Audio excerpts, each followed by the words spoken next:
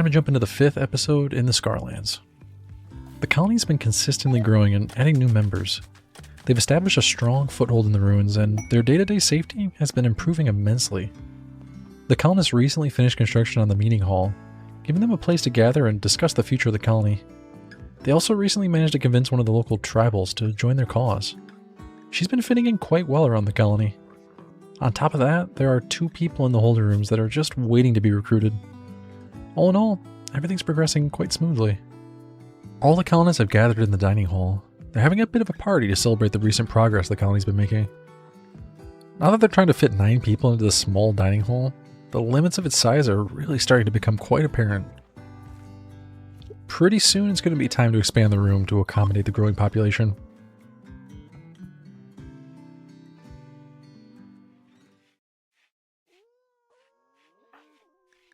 Looks like Mio and Herman have been chatting during the party. Mio made a comment to Herman about practicing with nukes. What in the... Herman responded with her ideas about practicing chess. Are these 2 things related, or was Herman trying to change the subject? Well, the party's finished. Time to move on to something a bit more dangerous. More dangerous than nukes. There are still a few structures that man has been desperate to explore. 2 in particular have been of interest to her because they're constructed of the same stone brick material and share the same architecture of the rest of the ruins. But there are no doors leading into these buildings, and there are no windows that might allow them to peer inside. This has piqued man's curiosity, to say the least. On the morning of the 10th of September, man gathered all the colonists and told them her plan. They proceeded to the structure and began the process of breaking through the wall. They were shocked to find active mechanoids patrolling the interior of the structure. The mechs seemed to be guarding a collection of cryptosleep caskets. Upon noticing the intruders, the mechanoids attacked immediately. The colonists did make short work of the mechs, but now that the caretakers were deactivated, the caskets began to open. They were filled with slightly nauseated, slightly hostile ancient soldiers. Confused and distressed, the ancient soldiers began to open fire. The colonists had no choice but to defend themselves.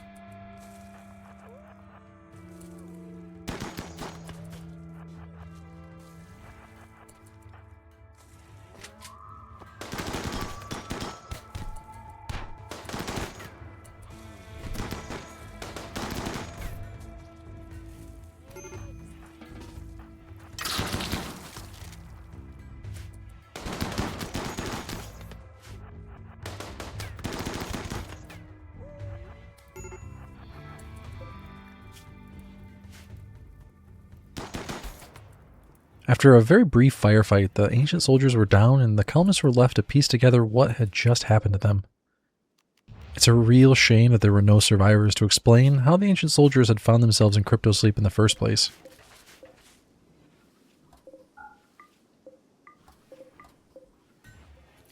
While the colonists were busy fighting, Herman was busy at work on our latest creation. She finished work that evening and placed the legendary plasteel spear in the dining hall, ready to be used, ready to be seen by everyone. She named the spear Unrest Ash. The weapon is engraved with a portrayal of a lion surrounded by ellipses. At the edge of the image are thousands of rabbits. Huh. One of the detained raiders has finally come around to the colony's way of thinking, and he's accepted the invitation to join. Ivan is rather young at only 15 years old, but from his time as a raider, he's developed a serious amount of skill with a firearm. He should be a really valuable addition to the defense team. The first thing that Ivan's going to have to do is get rid of that silly wig and fake facial hair. Straight to the styling station with him. Well, first someone's going to have to build one.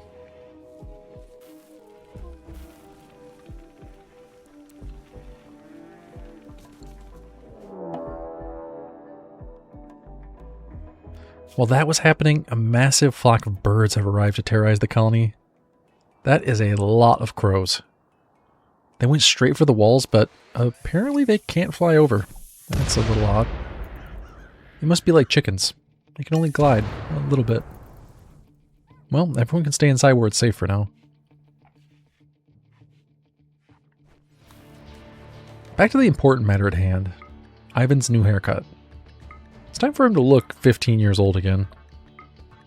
There we go. Much better. What 15-year-old doesn't have a bowl cut in the year 5502? It's a popular style.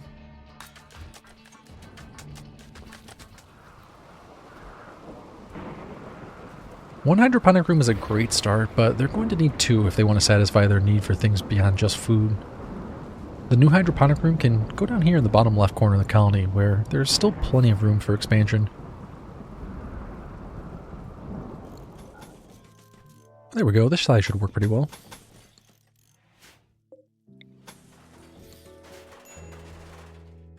The plan is to build a barn just outside the ancient danger where all the animals can eat and sleep. The boomwhoops and the pig can live there permanently once it's built. They're going to have to dig out quite a bit before it's ready, and they're going to have to move all the corpses to a new place. Outside the walls in the toxic pond should work quite nicely. There's not a lot of space until the cave gets carved out, but there's no reason not to move the animals over there early. Let's also throw a nice little path here, and give them a small movement speed boost and make things look a little bit nicer. Also, they're going to need a light. No need to make the animals live in the dark. The colonists are already hard at work carving out more space for the animals. The project's really coming together rather quickly.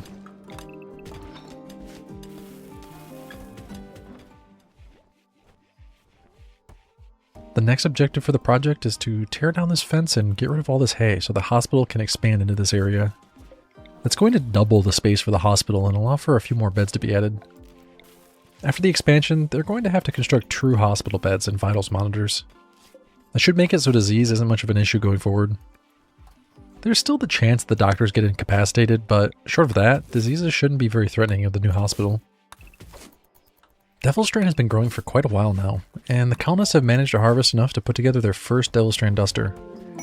These are really perfect for an environment like this one, where it can get a bit hot and a bit violent. The first one Herman made is already a masterwork.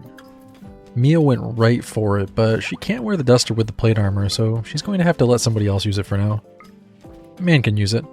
Better keep the leaders safe so she can continue to give out orders in the heat of battle. Not to mention, they need to keep their good shooters as protected as possible.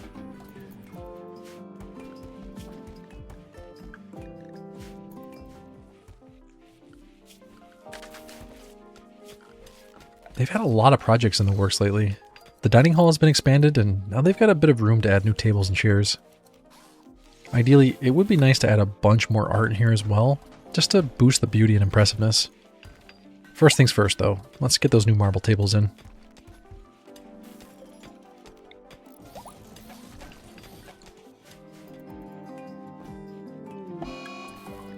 Well, it looks like the pressure of command has become a bit too much for Man to handle. She's got a lot on her plate lately, and suddenly she just couldn't take it any longer. She started to randomly insult anyone near her. It turns out that the breaking point was not being able to sleep in the same bed as Wilson. Yeah, we better get that fixed as soon as possible. In the meantime, let's detain her temporarily to end this insulting spree. She can be released immediately, but that still means she's going to have to be given her leadership role once again. That's alright, much better than everyone being insulted.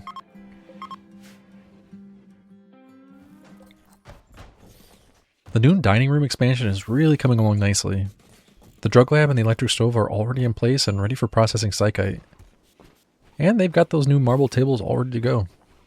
Now they just need to move some of these shelves around and install a bit more marble floor, and everything will be set for the near future.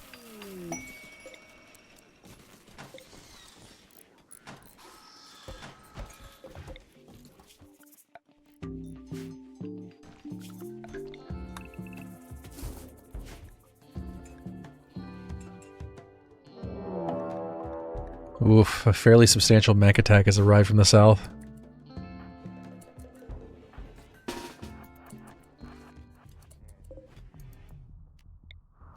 They seem to have stalled temporarily before the assault. The colonists have decided to take the initiative and go on the offensive. They've manned the mortars and began to shell the mechs before they reached the walls.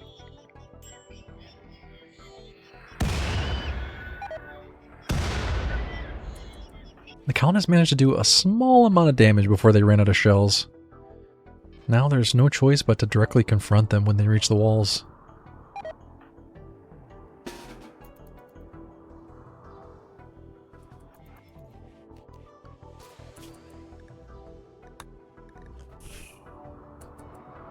The mechs arrived at the walls in a chaotic pattern and seemed to lack any distinct organization. The colonists took advantage of the chaos and began to pick off the mechs one by one.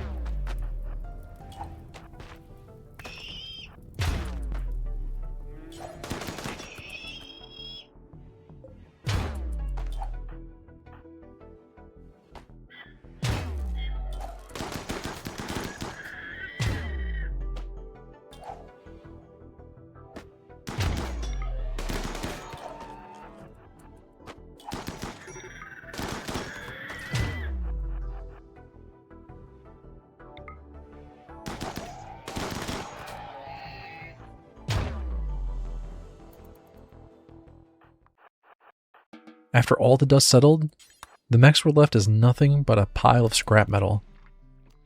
There is still one or two pikemen up, but that should be an easy cleanup for the defense team.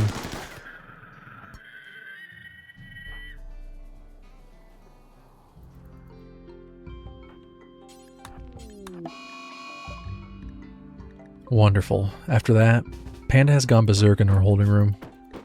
Better send Mio in again to deal with things. This time, it's best if you leave your spear behind and just use your fists. Wow, even with your fist you managed to destroy a pinky. At least we can replace that later on. Watson, you better get in there. Deal with that missing finger and her many bruises.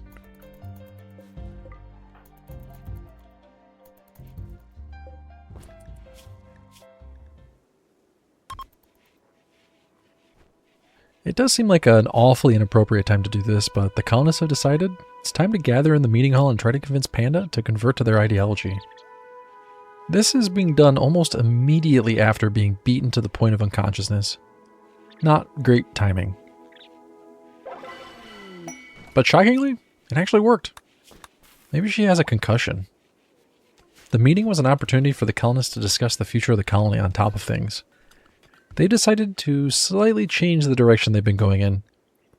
The constant battles have made them realize that they're going to need a greater focus on the defensive aspect of life in the colony. They need the ability to assign specialists who can focus solely on the defense of the colony. They've named this new role the Sheller. That is an awfully strange name, but that's what they decided on. So be it.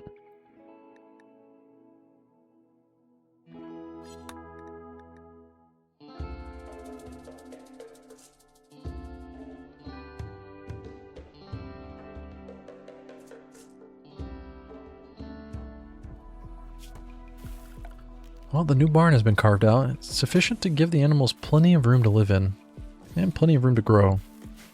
Now they need to install hay so they're not constantly having to clean up the mess of the boomalopes. They'll still have to clean a bit, but it'll be far more manageable. There we go. May as well throw in a fence as well so they don't wander around the entire space. Perfect. That looks really nice and gives the animals a nice cozy little home. Jet and Watson have been having a horrific time coming to friendly terms with one another after their breakup. They seem to have grown to despise the presence of one another. Their most recent disagreement has ended in violence with a fist fight in the dining hall.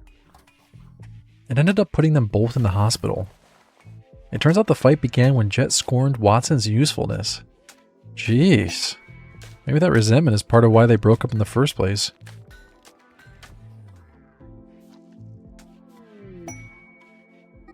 Wow, it must be contagious. Voss and Panda have gotten into it now. Nice way to welcome Panda to the colony. Voss insulted the way Panda walks. Talk about petty. Based on his behavior, it seems as if Voss has no interest at all in redeeming himself in the eyes of the colony. It would be really nice to see Voss make up for the things he's done, but it looks like he just wants to dig himself deeper and deeper into that hole. Well, at least if he does redeem himself, it will be all the better in the end.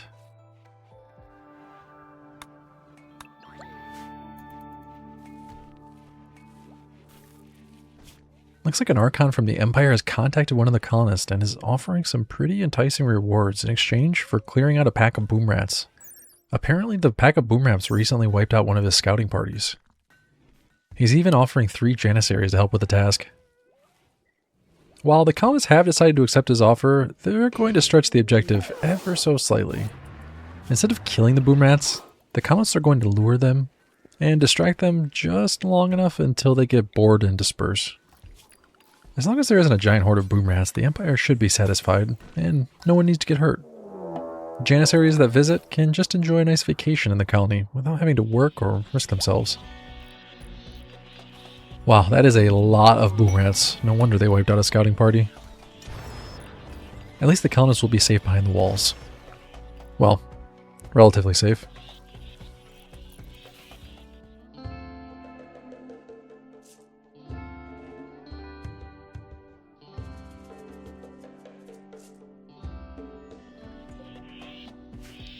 It looks like, against all odds, the other pig from the pair has also survived. This one is in just as bad a shape as the other. The poor pig has gained Voss's attention. If the pigs can be reunited, then Voss is going to do his best to make it happen. Plus, it certainly won't hurt to have a bit of extra meat to turn into kibble. Not from these pigs, but any pigs that they make. Now it's just a matter of time waiting until these Boomrats leave. With the worst timing ever, a trade caravan has arrived, looking to barter their wares for the many resources the colony now produces. Unfortunately, instead of being welcomed with open arms, they're welcomed by the tiny growls and screeches of a horde of angry Boomrats. Luckily, most of the herd has already moved on, but there's certainly still enough remaining to cause huge problems for the caravan. Several of the traders were already killed in the battle. One was even lit on fire and left to die by his compatriots. That is just rough. The remaining traders have moved on to the colony and are still looking to trade, oddly enough. Well, may as well give them what they want. Let's see what they have to offer.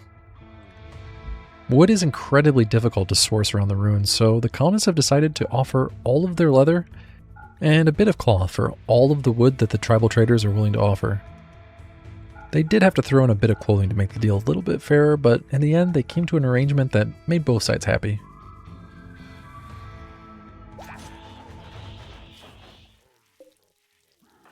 Several of the colonists have suffered a few permanent wounds during their time in the colony. Jet only recently had her left leg replaced, and now she needs her left arm upgraded to a bionic. Surely she won't mind a few new robot parts. Looks like Watson also needs a left leg now. That scar is painful for him, so that's going to have to be top priority. Wilson has a leg scar as well, but since that one isn't causing him any pain, that can wait a little bit. Mio's also in a similar position, having lost a finger, but since it's only one, she can wait a little bit as well before a replacement is made. First things first though, let's focus on getting Watson that new leg and get rid of the pain.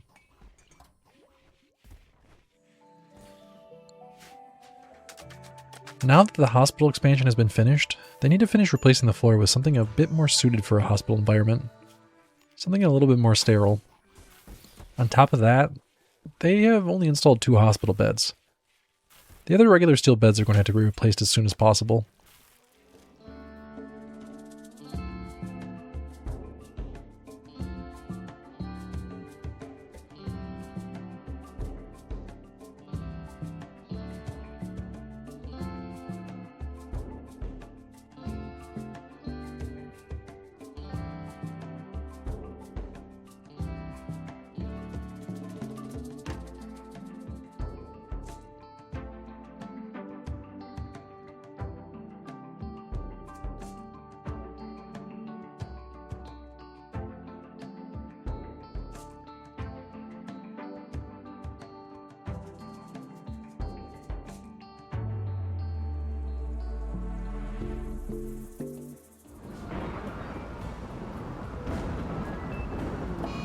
And now Voss has snapped. He's begun to spew insults to anyone that he sees. Wilson tried his best to talk some sense into him, but Voss refused to listen. Watson heard all the commotion and came to see what was happening. Thankfully, he managed to intervene and stop Voss after Wilson's failed attempt. Unfortunately, it did mean Voss had to be temporarily detained. that is certainly not going to make him happier in the near future. Next time, let's hope he decides to take his frustrations on something that doesn't have emotions.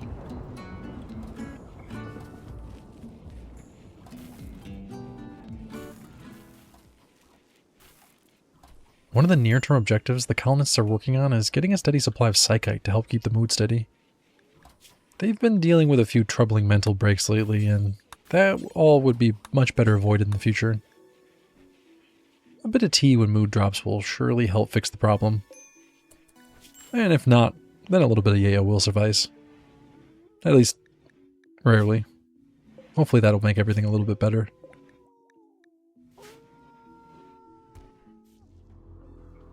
The colonists have been a bit over-eager in their mining operations. They've mined out thousands of steel that's going to have to get used for something.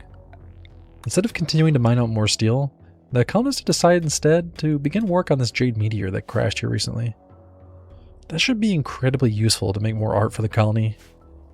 It'll be all part of their continuing goal to make this place truly beautiful.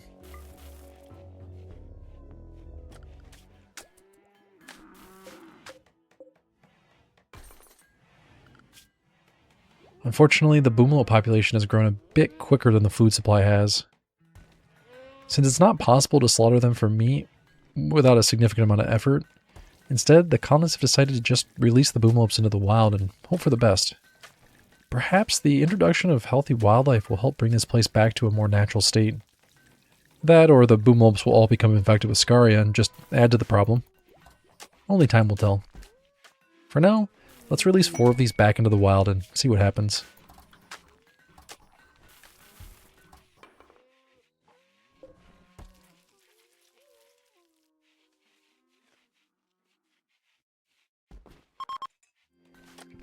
Herman has finished putting together another bionic to be used as a replacement for Watson. This should help get rid of that pain and help him move a bit quicker around the colony. Interestingly enough, not only was Herman the one who made the bionic, she's also the one who's doing the surgery. Truly multi-talented. She really has a knack for all things hardware related. And now, Watson has a shiny new leg. Well, maybe not shiny, but robotic. Hopefully with that, Jet will mock him a little bit less. Recently, the colonists have been working hard on unlocking the secrets of shuttle technology. Soon they'll have their very own shuttle, and they'll be flying around the nearby region. Before then, they can build a launch pad to give them a dedicated area for taking off and landing. Until they get their own shuttle, at least the Empire will have a demarcated area to land their shuttle in. This is probably decent enough size to accommodate 2 shuttles. I'll start with concrete with a nice paved border.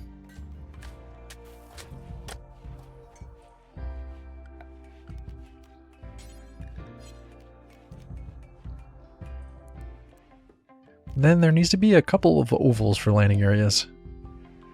The real question is, what colors will we use for this? Black for the outside looks quite nice. But what will the ovals be? Red maybe? No, that's not quite right. There we go. This orange looks really good. Let's go with that.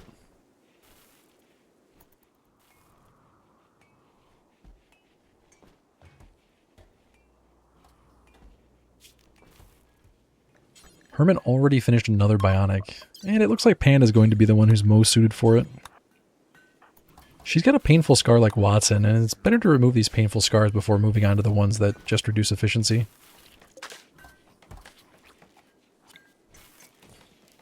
There we go. A somewhat robotic panda. While most of the colony was busy at work on the various projects that are ongoing, Jet and Watson are still bickering and fighting with each other. They've even gotten to another physical altercation in the dining hall. This time, Jet derided Watson's melee fighting skills. Yeah, it turns out that the robot parts did not help at all. I guess he wanted to show her his melee fighting skills. Jet's really eager to mock anything about Watson that she can. Makes you wonder what caused Jet to suddenly resent Watson so much. Was he part of the reason why she was eager to leave the pirates in the first place? Was him following her here just another step in a long pattern of control and manipulation? Or maybe Watson didn't do anything at all. It's really hard to say at this point since it seems to be a rather one-sided argument at the moment. Anyway, the colonists have been hard at work with adding new floors throughout the colony. And there's another area here that could stand to have a few more floors replaced. Let's add as many new tiles into the workshop as we can. At the moment, there's not enough resources to completely refloor the entire workshop, but we can start with a few tiles and work from there. It's already looking pretty good. Meanwhile, a trader has arrived outside the colonies looking to barter. They can have a bit of the leather and a few pieces of the extra clothing. In return, the colonists want a supply of meat to be able to convert into kibble for the boghounds.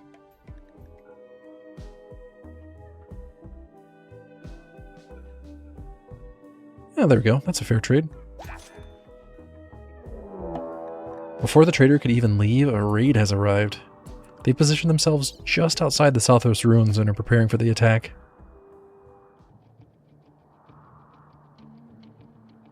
And preparing. And preparing. They sure are taking a while. Well, in a very bizarre turn of events, the raiders have all turned around and decided to go home. Except one.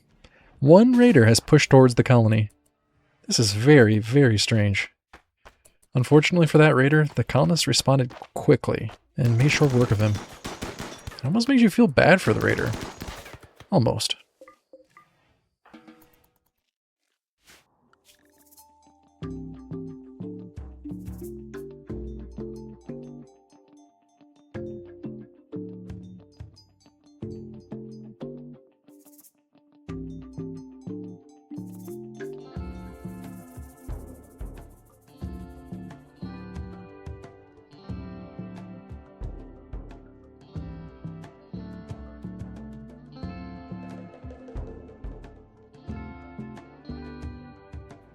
They are still the matter of this last remaining unexplored structure. The colonists have come to assume that given the similarities of the exterior, the interior will be much the same as the last ancient structure they broke into. With that in mind, they've gathered outside and prepared for violence. They fired at the wall until it began to crumble. They expected to find more machines on the other side, and instead, they discovered a nest full of massive insects. At least there's not too many.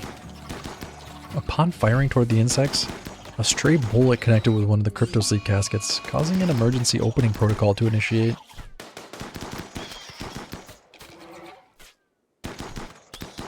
Well, that worked out.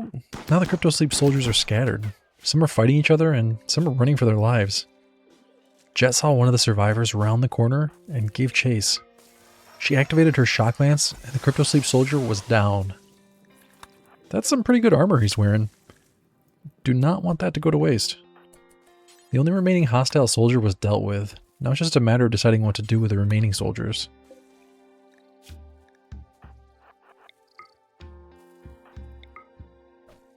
The colonists tried to gently convince them to return to the colony, but the soldiers fought back.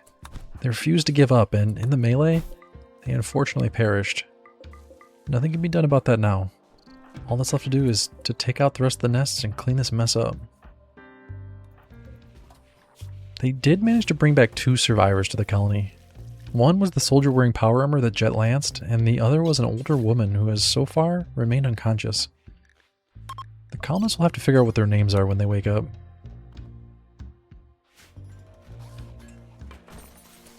It's good to see Man is still getting along well enough with everyone in the colony. She even, surprisingly, has a positive opinion about Voss. Hey, it turns out she has an ex-lover on the planet that, so far, no one knows about. Perhaps not even her current husband, Wilson. That might be an awkward encounter in the future. Soon, we'll have to determine who the shooting specialists in the colony are going to be. Jet does make sense. Perhaps Ivan as well. He is a bit young, but he absolutely knows his way around a firearm. With all these new colonists, they're going to need some new bedrooms to accommodate them.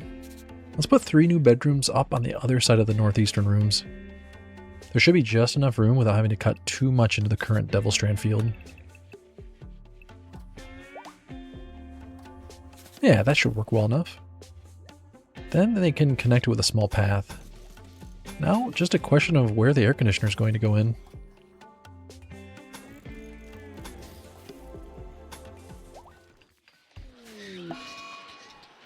Some of the colonists had begun to hear screaming inside their heads. A psychic drone has set in. And almost immediately after that, a defoliator ship has landed. It must be a concerted effort by some distant AI trying to undermine the colony.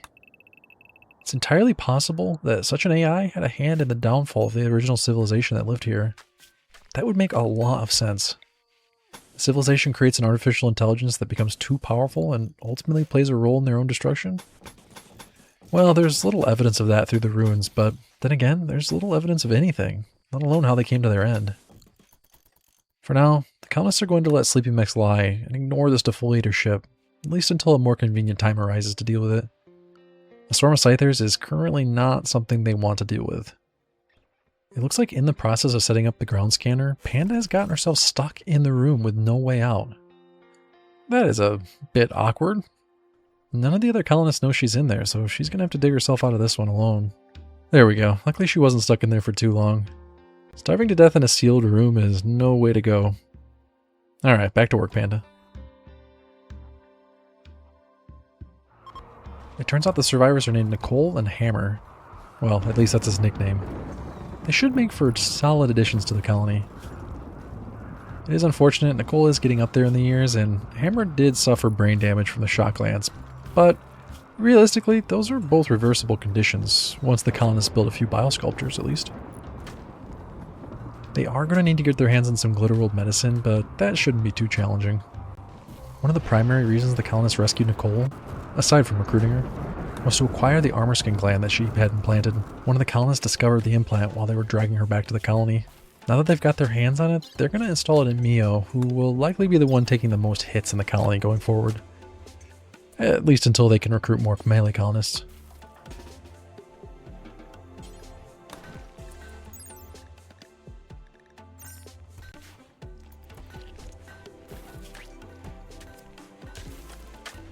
Watson took charge of the surgery and had the implant installed within the hour. That combined with some solid armor, and she should be much more durable in future fights. Next up, they're going to need to start stockpiling bionic replacements for when she inevitably loses more fingers and toes.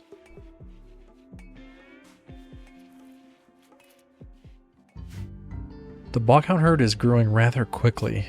Several more adult Boghounds have been trained and are ready to serve the colony. 4 of them need names.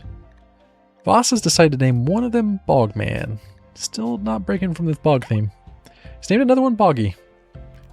Meanwhile, Man was hard at work converting Nicole, and she's finally come around to the colony's ideology. Hopefully they explained what happened to her implant. Now it's just a matter of the last phase of recruitment, and she'll be ready to help out around the colony. Hammer still has a ways to go in that regard. It's a real shame, but it's completely understandable that he seems to hate everyone here. After all, he did just wake up from an incredibly long sleep to be assaulted and kidnapped. He even had his armor stolen. Poor guy. Well, hopefully life is better here than whatever he left behind. Mio's only missing a pinky, but she's going to end up losing more before all is said and done. Instead of making a bionic pinky, Herman's made an entire new bionic arm for her. After finishing the arm, she immediately got to work installing it on Mio. When you think about it, it's rather grotesque that she had to cut off her almost perfectly healthy arm. Makes you wonder what she ended up doing with it. It's not like they have access to bio-waste disposal. She didn't feed it to the... Never mind. Anyway, Mio has a brand new bionic arm. I should help her quite a bit. The defoliator ship has been sitting quietly just outside the colony. It hasn't caused much trouble. Until now. All of a sudden, the colonists felt a piercing scream in their minds, causing each of them excruciating pain. None of them had a clue of the source. All they could assume was the Mechanoids were involved in some manner. Little did they know, it was the death of a nearby anima tree that caused their psychic pain. None of the colonists even knew what that was. It would remain one of the many secrets that this RimWorld kept from the colonists. If you enjoyed this episode, please give it a thumbs up. Make sure you subscribe to the channel for updates on all future videos. For those of you who made it all the way to the end, please consider checking out my Patreon to help support the creation of more videos like this one. You'll find the link in the description below. Thanks for watching, and see you for the next one.